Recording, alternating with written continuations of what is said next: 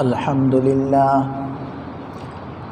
لله نحمده ونستعينه ونستغفره ونؤمن به ونتوكل عليه ونعوذ بالله من شرور أنفسنا ومن سيئات أعمالنا من يهده الله فلا مضل له ومن يضلل فلا هادي له ونشهد أن لا إله إلا الله وحده لا شريك له ونشهد أن سيدنا ومولانا محمدا عبده ورسوله أما بعد فأعوذ بالله من الشيطان الرجيم بسم الله الرحمن الرحيم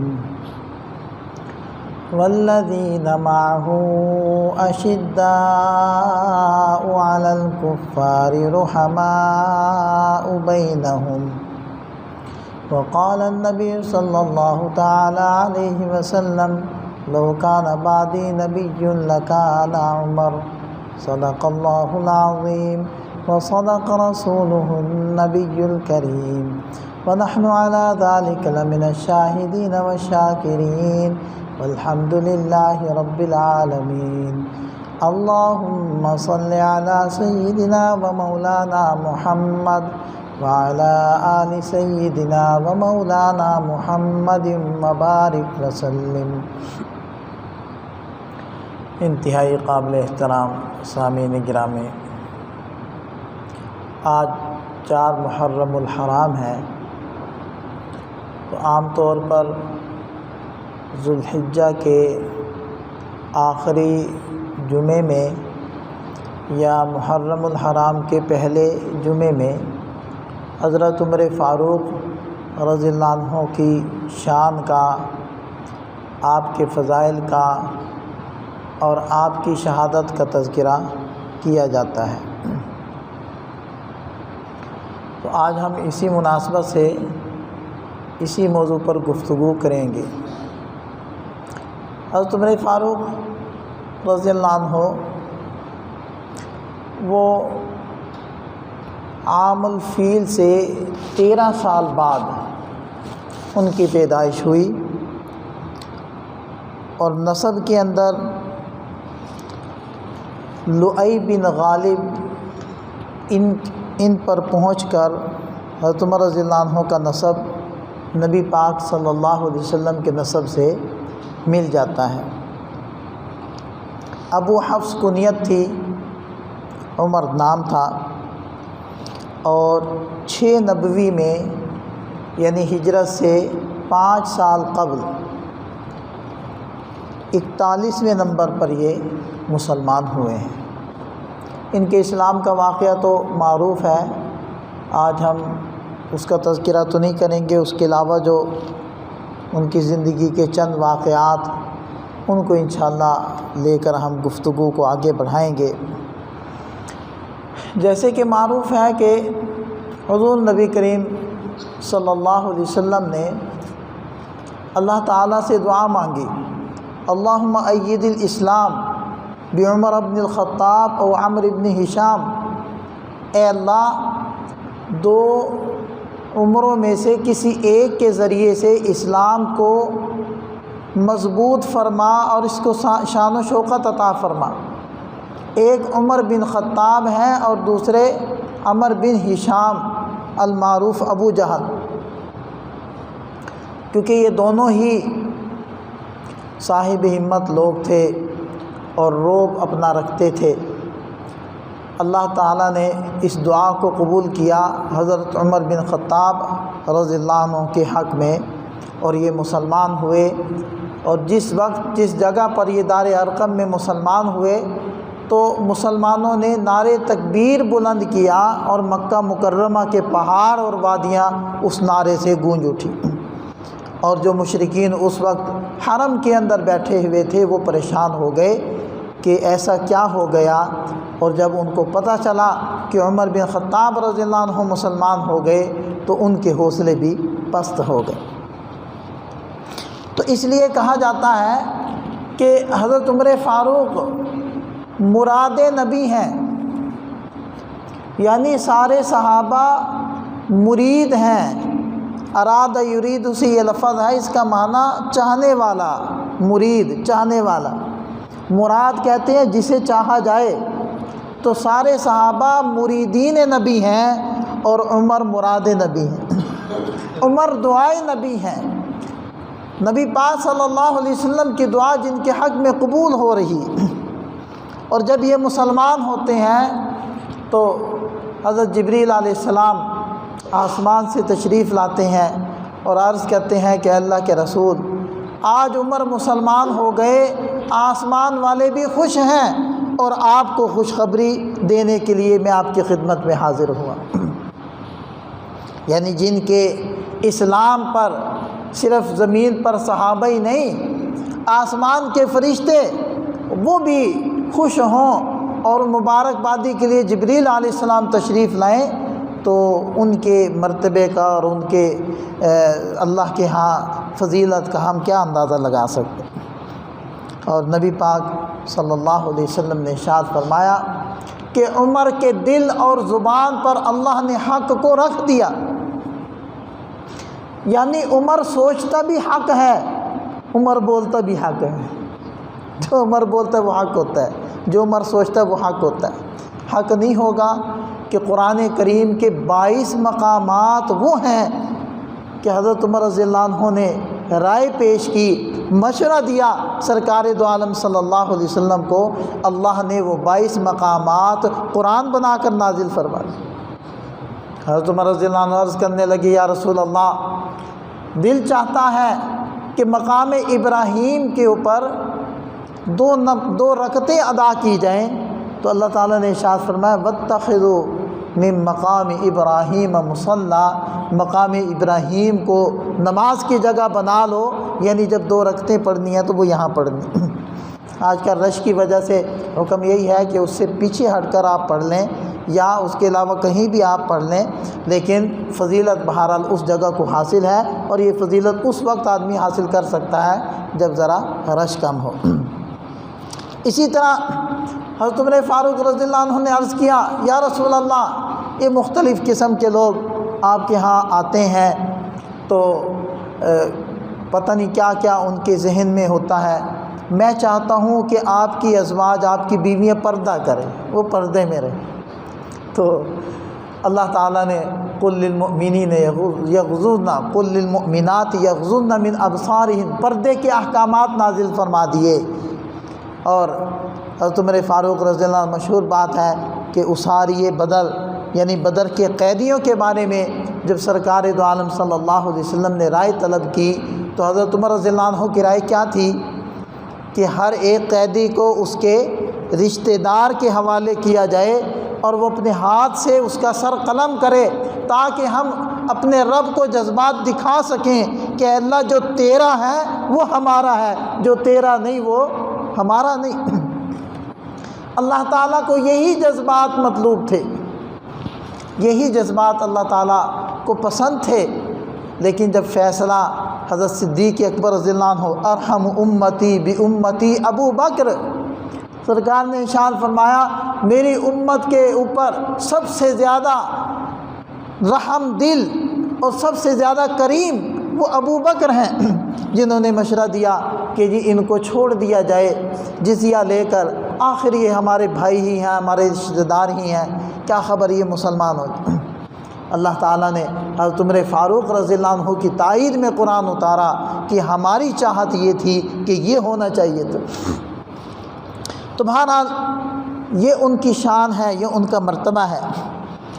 اب آپ دیکھیں کہ اس سے بڑھ کر کیا فضیلت ہوگی کہ سرکار دو عالم صلی اللہ علیہ وسلم نے ارشاد فرمایا، لو کان بعدی نبی لکان عمر، سارے فضائل پر بھاوی اور بھاری فضیلت، اگر میرے بعد کوئی نبی ہوتا عمر ہوتا، یعنی اگر کوئی صفات کے اعتبار سے، فضائل کے اعتبار سے، کمالات ظاہری اور باطنی اعتبار سے کوئی اس قابل ہے تو وہ عمر ہے، لیکن میرے سر پر نبوت کا تاج سجا دیا گیا اور نبوت ختم ہوگی، میں قصر نبوت کی آخری اینٹ ہوں، میرے بعد نبی کوئی نہیں آنا، اگر آ سکتا تو عمر ہوتا،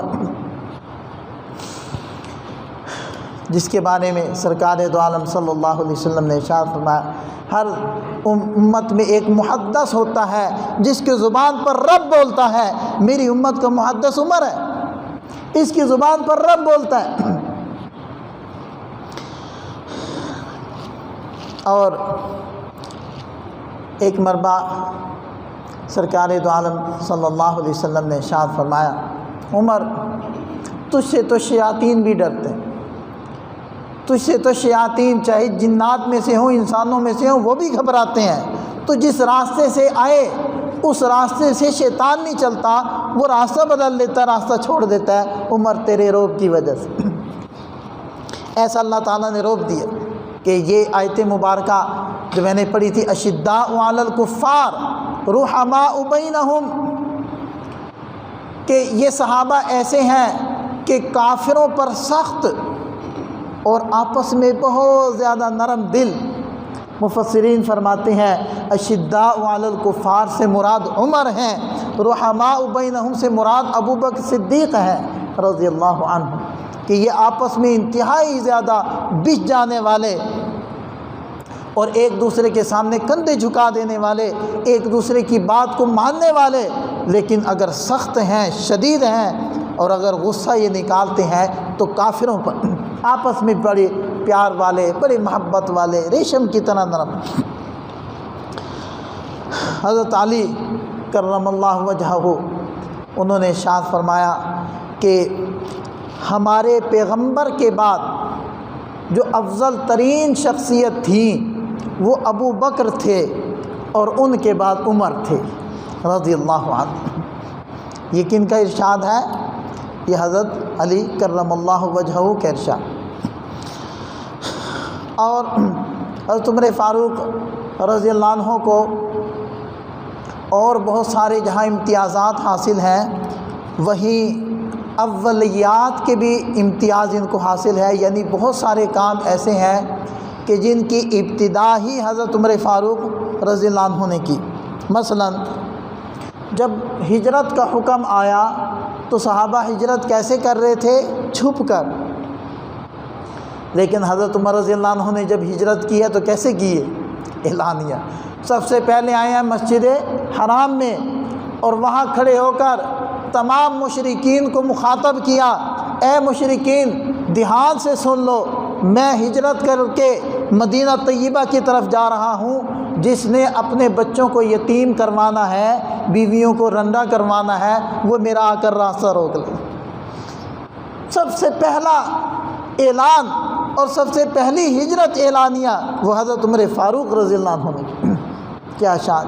اس وقت کے حالات بھی تو دیکھیں آپ، یعنی ساری پاور اور طاقت وہ اس وقت مشرکین کے پاس تھی، مسلمان تو کمزوری کی حالت میں۔ خود نبی پاک صلی اللہ علیہ وسلم حضرت عمر فاروق کے مسلمان ہونے سے پہلے دار ارقم کے اندر چھپ کر نماز پڑھا کرتے تھے۔ جب یہ مسلمان ہوئے اور دامن نبوت کے اندر آ گئے اور سب سے پہلی نماز وہاں پڑھی جانے لگی تو پوچھنے لگے کیا کرنے لگے ہیں؟ صحابہ نے بتلایا نماز پڑھنے لگے ہیں۔ کہنے لگے یہاں چھپ کر یہاں نہیں نماز پڑھیں گے، ہم حرم کے اندر جا کر، اللہ کے گھر کے اندر جا کر علی اعلان نماز ادا کریں۔ یہ اللہ تعالیٰ نے ان کو ہمت دی، یہ حوصلہ دیا۔ پھر سب سے پہلے امیر المؤمنین کے لقب سے جو ملقب ہوئے وہ حضرت عمر فاروق رضی اللہ عنہ۔ ہجرت کی جو تاریخ ہے ہجری، اس کو جاری کرنے والے کون ہیں؟ حضرت عمر فاروق رضی اللہ عنہ۔ قیام رمضان کے لیے سارے صحابہ کو جمع کرنے والے کون ہیں؟ حضرت عمر فاروق رضی اللہ عنہ۔ قرآن کریم کو جمع کرنے کا مشورہ دینے والے کون ہیں؟ حضرت عمر فاروق رضی اللہ عنہ۔ اس سے پہلے قرآن کریم متفرق طور پر حضرات صحابہ کرام کے پاس جمع تھا، یعنی لکھا ہوا تھا، کسی کے پاس پتوں پر، کسی کے پاس چمڑے پر، کسی کے پاس ہڈی پر، کسی کے پاس کوئی پتھر کے ٹکڑے کے اوپر لکھا ہوا تھا، کسی کے پاس کوئی کپڑا تھا اس پر لکھا تھا، کسی کے پاس کوئی کاغذ تھا اس پر لکھا تھا، لیکن یاد تو اکثر صحابہ کو تھا ہی تھا۔ لیکن جب صحابہ کرام کی ایک بڑی تعداد وہ شہید ہوگی جنگ یمامہ کے اندر مسیلمہ کذاب کے مقابلے میں، تو حضرت عمر فاروق رضی اللہ عنہ نے عرض کیا کہ اے ابو بکر، اے مسلمانوں کے امیر، آپ کو چاہیے کہ آپ قرآن کریم کو جمع کرنے کا حکم دیں اور اس کو جمع کروائیں، مجھے خطرہ ہے اگر یوں ہی حفاظ شہید ہوتے رہے تو قرآن ضائع ہو جائے۔ تو شروع میں تو حضرت ابوبکر صدیق رضی اللہ عنہ نے عرض کیا، فرمایا کہ یہ کام میں کیسے کروں جس کو خود سرکار دو عالم صلی اللہ علیہ وسلم نے نہیں کیا، لیکن بہرحال حضرت عمر کہتے رہے یہاں تک کہ یہ بات ماریز وجود میں آ گئی۔ اور آج اگر ہمارے پاس قرآن کتابی شکل میں موجود ہے اور اگر آج ہمارے مابین حفاظ موجود ہیں تو یہ کس کا فیض ہے؟ حضرت عمر فاروق رضی اللہ عنہ کا فیض۔ اور اسی طرح بوڑھوں اور ناداروں سے جو جزیہ کہتے تھے، ٹیکس ہوتا تو اس زمانے میں ذمیوں کے اوپر یعنی غیر مسلموں کے اوپر جزیہ لاگو ہوتا تھا، جس کو آج کل کی زبان میں ٹیکس کہتے ہیں۔ یہ ٹیکس مسلمانوں کے اوپر نہیں ہوتا تھا، مسلمان صرف زکوٰۃ دیتے تھے یا پھر عشر دیتے تھے۔ یہ جزیہ اور ٹیکس یہ غیر مسلموں پر ہوتا۔ اب غیر مسلموں کو تو ہم خود ٹیکس دے رہے ہیں، سود کی شکل ان سے قرضے لے رہے ہیں اور بھاری مقدار میں ان کو سود کی شکل میں ٹیکس دے رہے ہیں۔ تو بہرحال تو حضرت عمر فاروق رضی اللہ عنہ پہلی وہ شخصیت ہیں، پہلی وہ ہستی ہیں جنہوں نے بوڑھوں سے، ناداروں سے، کمزوروں سے جزیے کو معاف کر دیا تھا۔ اسی طرح ذمیوں کے لیے خاص علامات جس سے پتہ چلے کہ یہ مسلمان نہیں ہے، یہ مسلمانوں کے ملک کے اندر غیر مسلم رہتا ہے، تو جیسے ہمارے ملک میں رہتے ہیں غیر مسلم، تو ان کی الگ سے کچھ علامات حضرت عمر فاروق رضی اللہ عنہ نے مقرر کی تھی، یہ پہلی ہستی ہیں۔ اسی طرح فوجیوں کو بھرتی کرنا، باقاعدہ فوج کا سسٹم، یہ کنہوں نے شروع کیا؟ حضرت عمر فاروق رضی اللہ عنہ نے شروع کیا۔ اسی طرح جب لشکر جاتے تھے تو لشکروں کے ساتھ باقاعدہ قاضیوں کو بھیجنا اور مفتیان کرام کو بھیجنا، مرشدین کو بھیجنا جو تعلیم و تربیت کا کام سر انجام دیں، یہ کام بھی حضرت عمر فاروق رضی اللہ عنہ نے شروع کیا تھا۔ اسی طرح جو مختلف علاقوں کے قائدین ہیں، ولات ہیں، گورنرز ہیں، ان کو جمع کر کے مجلس مشاورت قائم کرنا، یہ کام بھی حضرت عمر فاروق رضی اللہ عنہ نے شروع کیا۔ اسی طرح جو گورنمنٹ کے فیصلے ہیں وہ کتابی شکل کے اندر بھیجنا، یہ کام بھی حضرت عمر رضی اللہ عنہ نے شروع کیا۔ راتوں کو گشت کرنا، اپنی عوام کی خبر گیری کرنا، ان کے حالات سے واقفیت حاصل کرنا، کمزوروں کی مدد کرنا، یہ کام بھی حضرت عمر فاروق رضی اللہ عنہ نے شروع کیا۔ ایسے ہی رجسٹر مقرر کیے گئے جن کے اندر مختلف شعبوں کے لوگوں کے نام لکھے گئے، یہ کام بھی حضرت عمر فاروق رضی اللہ عنہ نے شروع کیا۔ اور اسی طرح مہمانوں کے لیے مہمان سرائے ہر علاقے میں بنوائے، یہ بھی حضرت عمر فاروق نے شروع کیا۔ اور ایسے ہی خطوط کی ترسیل کا سسٹم یعنی ڈاک کا سسٹم، یہ بھی حضرت عمر فاروق رضی اللہ عنہ نے شروع کیا۔ چند ایک قصے میں ان کی زمان خلافت کے عرض کرتا ہوں، جس سے آپ حضرات کو ہمیں اندازہ ہوگا کہ ان کا طریقہ حکومت وہ کیا تھا۔ ایک قصہ تو یہ آتا ہے کہ ایک مربع حضرت عمر فاروق رضی اللہ عنہ تشریف لے جا رہے تھے، قریش کے کچھ رؤساء اور بڑے لوگ وہ آئے ہوئے تھے گفتگو کے لیے۔ اتنے میں ایک بوڑھی خاتون نے حضرت عمر فاروق رضی اللہ عنہ کو بلایا اور ایک طرف راستے سے ان کو کھڑا کیا، اور کافی دیر تک وہ کچھ گفتگو کرتی رہیں اور حضرت عمر فاروق کان لگا کر ان کی باتوں کو سنتے رہے۔ کافی دیر کے بعد جب حضرت عمر واپس ان افراد کے پاس آئے جو قریش سے تعلق رکھتے تھے، انہوں نے کہا کہ امیر المؤمنین، آپ نے ایک بوڑھی عورت کی خاطر ہمیں انتظار کی تکلیف میں ڈال دیا۔ حضرت عمر فاروق رضی اللہ عنہ فرمانے لگے تمہیں پتہ بھی ہے یہ کون ہے؟ یہ خولہ بنت ثعلبہ ہے کہ جن کے شکوے کو اللہ نے 7 آسمانوں پر سنا تھا اور قرآن اتارا تھا۔ جب رب ان کی بات کو سنے، عمر ان کی بات کو نہ سنے۔ اور اگر خدا کی قسم اگر یہ ساری رات مجھے یہاں کھڑی رکھتی تو میں کھڑا رہتا اور ان کی بات کو سنتا رہتا۔ یہ تھا حضرت عمر فاروق رضی اللہ عنہ کا عوام کے ساتھ معاملہ، ہر بندے کی دسترس میں، کہ جب باہر سے کسی ملک کا سفیر آیا اور انہوں نے پوچھا کہ عمر کہاں ہیں، بتایا گیا کہ ادھر جنگل کی طرف گئے ہیں۔ جب وہ گیا تو دیکھتا کیا ہے کہ حضرت عمر زمین پر لیٹے ہوئے ہیں اور اپنے بازو کو اپنے سر کے نیچے تکیہ بنایا۔ تو یہ آج کل حالات ہیں ایسے۔ کیا ہمارے حکمران آج ہماری دسترس کے اندر ہیں؟ آگے چلیے،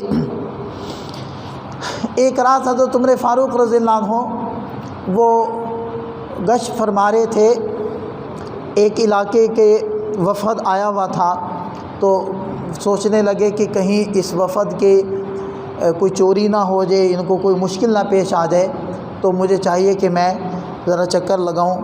تو چکر لگاتے ایک ایسے خیمے کے پاس سے گزرے کہ جہاں بچہ رو رہا تھا۔ تو انہوں نے فرمایا کہ بچے کو چپ کروا لو۔ تو اس عورت نے کوشش کی، کوئی چپ کروایا، لیکن تھوڑی دیر کے بعد بچہ پھر رونے لگ گیا۔ پھر حضرت عمر فاروق نے فرمایا بھئی اس کو چپ کرواؤ، پھر وہ رونے لگ گیا۔ تو وہ بار بار رونے کی وجہ جب حضرت عمر فاروق رضی اللہ عنہ نے پوچھی تو وہ عورت کہنے لگی اصل میں میرا بچہ چھوٹا ہے اور میں اس کو دودھ چھڑوا رہی ہوں، یہ اصل میں دودھ کی طلب میں رو رہا ہے۔ تو حضرت عمر فاروق نے پوچھا کہ تم دودھ کیوں چھڑوا رہی ہو، ابھی تو اس کی دودھ پینے کی عمر ہے۔ وہ کہنے لگی کہ اصل میں جو اسلامی سلطنت ہے وہ تب بچے کا وظیفہ شروع کرتی ہے جب بچہ دودھ پینا چھوڑ دے، تو میں اس لیے دودھ اس کا چھڑوا رہی ہوں۔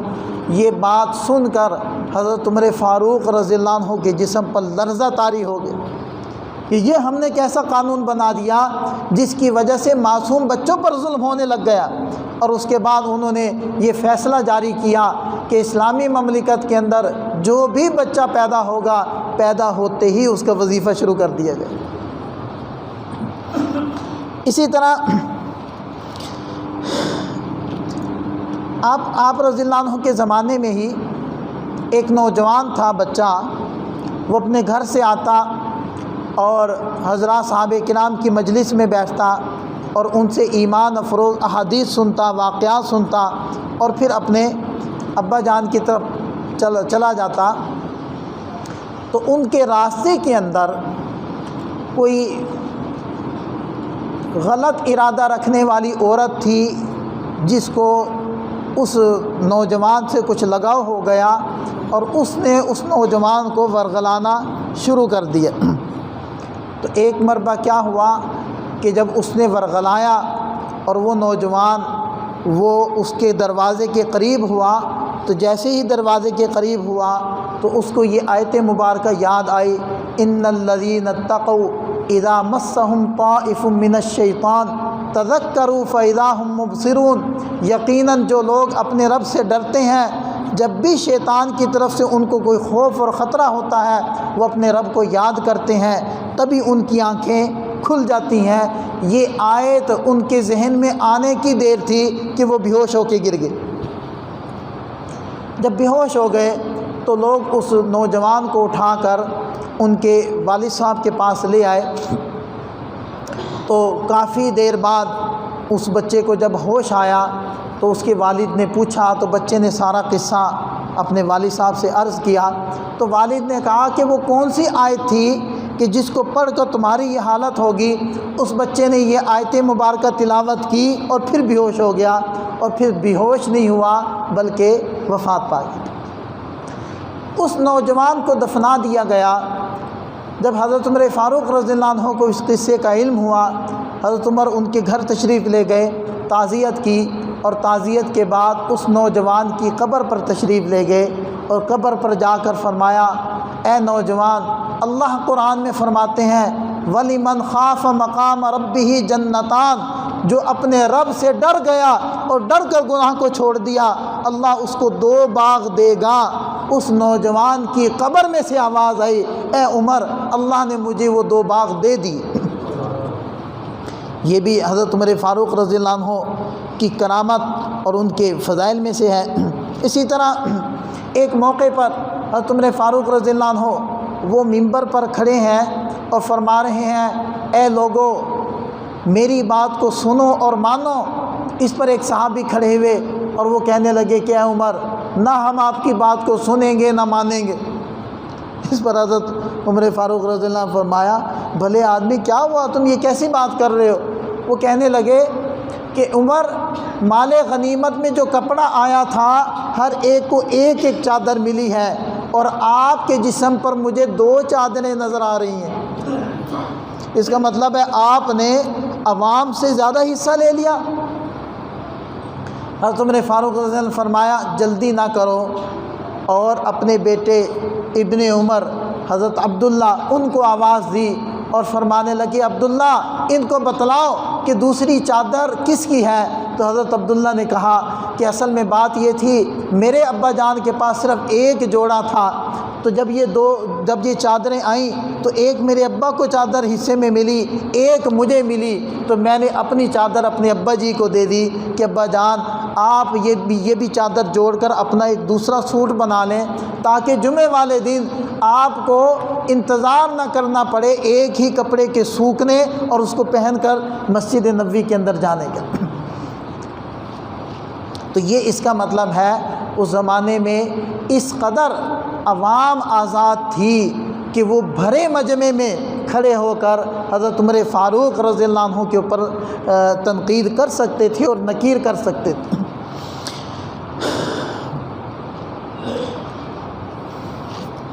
اسی طرح دیکھیں حضرت عمر فاروق رضی اللہ عنہ کی اطاعت کا، یعنی حدیث پاک میں آتا ہے کان وقافاً، کہ حضرت عمر رضی اللہ عنہ کے سامنے جب قرآن پڑھا جاتا تو فوری طور پر اپنی بات کو چھوڑنے کے لیے تیار ہو، یعنی اگر وہ یہ سمجھتے کہ یہ بات میرا یہ فیصلہ قرآن کے کسی حکم کے خلاف ہے تو اس کے اندر ذرا بھی توقف نہ کر۔ حتیٰ کہ ایک مرتبہ انہوں نے ممبر پر یہ ارشاد فرمایا، اے لوگو تم لوگ عورتوں کے مہر زیادہ نہ رکھا کرو، تم لوگ زیادہ مہر رکھ لیتے ہو پھر ان کو معاف کرواتے پھرتے ہو۔ تو یہ بات حضرت عمر فاروق رضی اللہ عنہ نے فرما دی۔ بعد میں ایک عورت وہ حضرت عمر کے پاس آئی اور عرض کرنے لگی، اے عمر، اللہ تو قرآن میں یہ فرماتے ہیں کہ اگر کوئی مرد اپنی بیوی کا قنطار کا لفظ ہے کہ اگر فَإِنْ آتَيْتُمُوهُنَّ قِنْطَارًا فَلَا تَأْخُذُوا مِنْهُنَّ شَيْئًا، کہ اگر تم لوگ اپنی بیویوں کو مہر میں سونا چاندی کا ایک ڈھیر بھی دے دو تو پھر بھی ان سے اگر جدائی ہو تو ان سے اس مہر کی واپسی کا مطالبہ مت کرو۔ تو اللہ تو قنطار فرما رہے ہیں، آپ کہتے ہو کہ جی مہر تھوڑا رکھو۔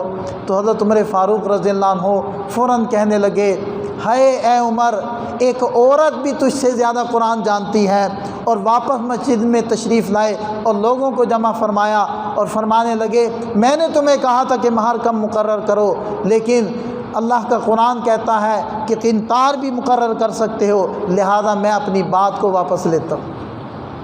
اتنا حوصلہ رکھنا اور اتنی بڑی منصب کے اوپر جا کر یہ حوصلہ رکھنا، یہ ایمان کامل کے بغیر ممکن نہیں۔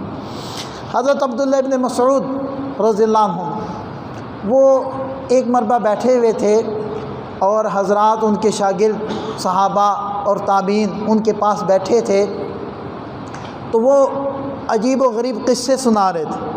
ان قصوں میں سے سنانے لگے کہ جی ایک مرتبہ ایسا ہوا کہ ایک صحابی، اللہ کے نبی کے صحابی، وہ مدینہ کی کسی گلی میں سے تشریف لے جا رہے تھے کہ آگے سے ایک بڑا کڑیل جوان آ گیا۔ اس نے حضرت عمر سے کہا کہ میرے ساتھ مقابلہ کرو گے؟ اس صحابی سے کہا کہ میرے ساتھ مقابلہ کرو گے؟ انہوں نے کہا بالکل کریں گے۔ تو مقابلہ کیا تو اس صحابی نے اس کو اٹھا کر زمین پر رکھ دیا۔ تو دوبارہ وہ اٹھ کھڑا ہوا، اس نے کہا جی دوبارہ پھر۔ تو اس صحابی نے دوبارہ پھر مقابلہ کیا اور دوبارہ پھر اٹھا کر اس کو زمین پر پٹخ دیا، اور یہ صحابی اس کے سینے کے اوپر چڑھ کے بیٹھ گئے، اور وہ کہنے لگے کہ تمہارے ہاتھ تو کتوں جیسے لگتے ہیں، تم کیا چیز ہو؟ تو اس نے کہا کہ میں جن ہوں۔ اس نے کیا کہا؟ میں جن ہوں۔ تو اس صحابی نے کہا اچھا اگر تم جن ہو مجھے یہ بتلاؤ، تب چھوڑوں گا جب مجھے وہ وظیفہ بتاؤ جس کے ذریعے سے انسان سب سے زیادہ تم لوگوں سے محفوظ رہ سکتے ہیں۔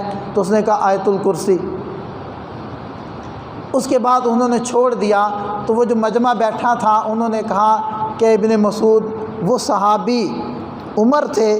تو حضرت عبداللہ ابن مسعود فرمانے لگے عمر کے علاوہ اور کون ہو سکتا ہے؟ جو جن کو بھی گرا لے تو وہ عمر کے علاوہ اور کون ہو سکتا ہے؟ بہرحال حضرت عمر فاروق رضی اللہ عنہ کو اللہ تعالیٰ نے ایسی حکومت عطا فرمائی تھی کہ عناصر اربع پر ان کی حکومت، صرف انسانوں پر حکومت نہیں تھی، صرف زمین کے خطے پر حکومت نہیں تھی، عناصر اربع آگ، مٹی، ہوا، پانی، چاروں پر حکومت تھی۔ ایک مرتبہ مدینہ طیبہ میں زلزلہ آیا تو ایک روایت میں آتا ہے کہ حضرت عمر نے پاؤں مارا، اور دوسری روایت میں آتا ہے کہ اپنے ہاتھ میں کوڑا تھا وہ مارا، اور مار کر فرمانے لگے زمین کیوں ہلتی ہے؟ کیا عمر تیرے اوپر انصاف نہیں کر رہا؟ آج تک اس کے بعد مدینہ میں زلزلہ نہیں آیا۔ اور ایک مرتبہ کیا ہوا کہ پتہ چلا کہ کسی جگہ سے پہاڑ سے ایک آگ نکل آئی ہے، جیسے لاوا پھوٹ پڑتا ہے آگ نکل آتی ہے، تو ایسے ایک آگ نکل آئی۔ حضرت عمر فاروق رضی اللہ عنہ تشریف لے گئے، اور آپ کے پاس اپنی ایک چادر تھی۔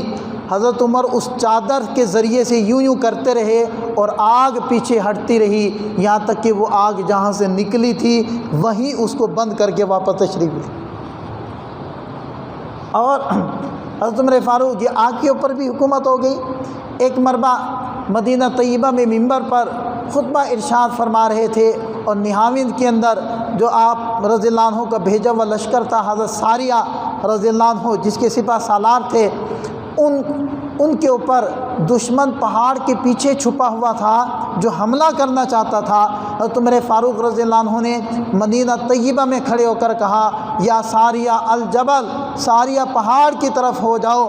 ہوا کے دوش پر حضرت عمر فاروق رضی اللہ عنہ کا یہ حکم، یہ فیصلہ ہوا کے دوش پر سفر کرتا ہوا سینکڑوں میل دور حضرت ساریہ رضی اللہ عنہ تک پہنچ گیا، اور وہ پہاڑ کی طرف جب ہوئے تو جو ان کے مقابلے میں تھے وہ گھبرا کر بھاگ گئے، اور اس طریقے سے ان حضرات نے میدان مار لیا۔ تو اس سے پتہ چلا کہ ہوا کے اوپر بھی اللہ تعالیٰ نے ان کو حکومت عطا فرمائی، اور پانی کے اوپر بھی مشہور واقعہ ہے کہ مصر والے دریائے نیل کے اندر جب تک اپنی غلط روش کے باعث ایک لڑکی کو سجا کر نہیں ڈالتے تھے نیل میں پانی نہیں آتا تھا۔ حضرت عمر فاروق رضی اللہ عنہ فرمایا ہم ایسا نہیں کریں گے، اسلام اس چیز کی اجازت نہیں دیتا، اور ایک خط لکھا کس کے نام؟ دریائے نیل کے نام، اور کہا اے نیل تو رب کی مخلوق ہے، اگر تو اللہ کے حکم سے چلتا ہے تو فجری چل، اور اگر تو اللہ کے حکم سے نہیں چلتا تو تیرے چلنے کی ہمیں کوئی ضرورت نہیں۔ وہ خط جب حضرت عمرو بن العاص رضی اللہ عنہ کے پاس پہنچا وہ بھی حیران ہوئے، اور اراکین سلطنت بھی حیران ہو گئے، اور مصر والے بھی حیران ہو گئے، اور جب یہ خط لے کر صبح وہاں پہنچے اور دریائے نیل میں ڈالا، اور سارے مصر والے تماشا دیکھنے کے لیے کھڑے تھے، ڈلتے ہی اس کے اندر اتنا پانی آیا ہے کہ آج تک دریائے نیل خشک نہیں ہوا۔ اللہ تعالیٰ نے چاروں چیزوں پر ان کو حکومت عطا فرمائی ہے، اور اکثر یہ دعا مانگا کرتے تھے کہ اے اللہ مدینے کی موت عطا فرما، شہادت کی موت عطا فرما۔ صحابہ حیران ہوتے تھے کہ عمر عجیب باتیں دعا میں کہتے ہو، ایک طرف کہتے ہو کہ مدینے کی موت دے، دوسری طرف کہتے ہو کہ شہادت کی موت دے، مدینہ محفوظ ہے، اللہ کے نبی کی دعا ہے کہ مدینے کے اندر اس کے دشمن نہیں آ سکتے، مدینہ محفوظ ہے، مدینے کے اندر لڑائی ہو نہیں سکتی، اور آپ شہادت بھی مانگتے ہو، کیسے ہوگا؟ اللہ تعالیٰ نے صرف یہ دونوں دعائیں قبول نہیں کی، بلکہ اپنے حبیب صلی اللہ علیہ وسلم کی روض اقدس کے اندر رفاقت بھی عطا فرمائی۔ اس وقت روئے زمین پر سب سے زیادہ قیمتی اور سب سے زیادہ محبوب اگر حصہ ہے تو وہ سرکار دو عالم صلی اللہ علیہ وسلم کا روضہ اقدس ہے، جس کے اندر خود سرکار دو عالم صلی اللہ علیہ وسلم آرام فرما ہے، اور آپ کی ایک جانب ابو بکر ہے اور دوسری جانب عمر۔ اسی روض اقدس کے اندر یہ تینوں حضرات موجود ہیں، اور جب ان کی شہادت ہوئی، شہادت کا بھی میں واقعہ مختصر بیان کر دیتا ہوں۔ حضرت عبداللہ ابن مسعود رضی اللہ عنہ فرمانے لگے کہ اگر علم کے 10 حصے کیے جائیں، علم کے 10 حصے کیے جائیں، تو حضرت عمر کی شہادت پر فرمانے لگے دنیا کے اندر سے علم کے 9 حصے اٹھ گئے، ایک حصہ باقی رہ گیا۔ اس قدر اللہ تعالیٰ نے علم عطا فرمایا تھا۔ اور ہوا یہ کہ مشہور واقعہ ابو لولو فیروز نامی مجوسی ایرانی، وہ اس نے حملہ کیا حضرت عمر فاروق رضی اللہ عنہ پر فجر کی نماز میں، بدھ کے دن 26 یا 27 ذوالحجہ 23 ہجری 26 یا 27 ہجری، زیادہ راجے 26 ہجری ہے، تو 26 ہجری کو فجر کی نماز میں بدھ کے دن اس ملعون نے حضرت عمر فاروق رضی اللہ عنہ پر حملہ کیا۔ اور حضرت عمر فاروق نے اس سے پہلے جو جمعہ تھا، اس جمعے کے خطاب میں ارشاد فرمایا تھا، لوگوں میں نے ایک خواب دیکھا ہے کہ مجھے ایک سرخ پرندے نے 2 مربع چونچ ماری، اور پھر حضرت ابوبکر صدیق رضی اللہ عنہ کی جو اہلیہ تھی، انہوں نے اس کی تعبیر یہ بیان کی تھی، عمر آپ کی شہادت قریب ہے اور آپ کے اوپر حملہ کرنے والا اجمی ہوگا۔ تو یہ شہادت کی پیشن گوئی حضرت عمر فاروق رضی اللہ عنہ نے خود سے ہی جمعے کے خطبے میں ارشاد فرما دی تھی۔ تو اگلا جمعہ آنے سے پہلے ہی فجر کی نماز کے اندر ان کے اوپر حملہ ہوا، اور 2 وار کیے گئے جو بہت زیادہ گہرے پیٹ کے اندر لگ گئے، اور اس کی وجہ سے حضرت جو ہے صاحب فراش ہو گئے، ہر وقت خون بہتا رہتا تھا۔ 3 دن وہ اسی کیفیت کے اندر رہے ہیں، اور جو چاند رات ہے یعنی محرم الحرام کی چاند رات، اس چاند رات میں حضرت عمر فاروق رضی اللہ عنہ کی شہادت ہوئی ہے، اور 1 محرم الحرام بروز اتوار ان کی تدفین عمل کے اندر آئی ہے۔ تو یہ ایک دروازہ تھے فتنوں کے سامنے، جس کے بارے میں نبی پاک صلی اللہ علیہ وسلم نے ارشاد فرمایا تھا کہ فتنے آئیں گے، لیکن ان کے سامنے ایک مضبوط دروازہ ہے، جب وہ دروازہ نہیں رہے گا تو پھر فتنے آئیں گے۔ صحابہ نے پوچھے یا رسول اللہ وہ دروازہ کھلے گا یا توڑا جائے گا؟ فرمایا توڑا جائے گا، کھلے گا نہیں۔ تو پھر صحابہ نے اس کے یا رسول اللہ اگر توڑا جائے گا پھر تو وہ کبھی بند نہیں ہوگا۔ تو حضرت عمر فاروق رضی اللہ عنہ فتنوں کے مقابلے میں ایک دروازے تھے، ایک سد سکندری تھے، ایک سیسا پلائی دیوار تھے۔ جب وہ دیوار ہٹ گئی تو پھر امت کی طرف فتنے آنے شروع ہو گئے۔ اور کسی انگریز مورخ نے لکھا ہے کہ اسلام میں ایک عمر تھا، ایک اور عمر ہو جاتا تو دنیا کا کوئی چپا اسلام سے خالی نہ بچتا۔ اور ایک اس نے یہ بھی کہا کہ عمر کو یہ عرصہ ملا خلافت کا، 10 سال اور مل جاتے تب بھی کوئی چپا زمین پہ نہ بچتا۔ یہ نہرو تھا نا، یہ کہا کرتا تھا کہ ہم اپنے ملک کے اندر عمر، ابو بکر اور عمر رضی اللہ عنہما والا نظام عدل لے کر آئیں گے کہ ان حضرات نے ملک کا سوچا، عوام کا سوچا، اپنی نہ جائیداد بنائی نہ گھر بنائے۔ تو جیسے کہتے ہیں نا جادو، وہ جو سر چڑھ کے بولے، غیر بھی آپ کو تسلیم کرے اور آپ کے بڑوں کو مانے، اصل بات تو یہ ہے۔ تو اس لیے ہمیں چاہیے کہ غیر بھی جن کو ماننے کے لیے مجبور ہیں ہم ان کو پڑھیں، ان کی سوانح عمری کو پڑھیں، ان کی زندگی کو پڑھیں، ان کی صفات کو پڑھیں، ان کی عادات کو پڑھیں، سیرت کا مطالعہ کریں اور ان کو اپنانے کی کوشش کریں۔ اللہ تعالیٰ سے دعا ہے کہ اللہ تعالیٰ ہمیں دین کی صحیح سمجھ عطا فرمائے، عمل کی توفیق عطا فرمائے۔ وآخر دعوانا الحمدللہ۔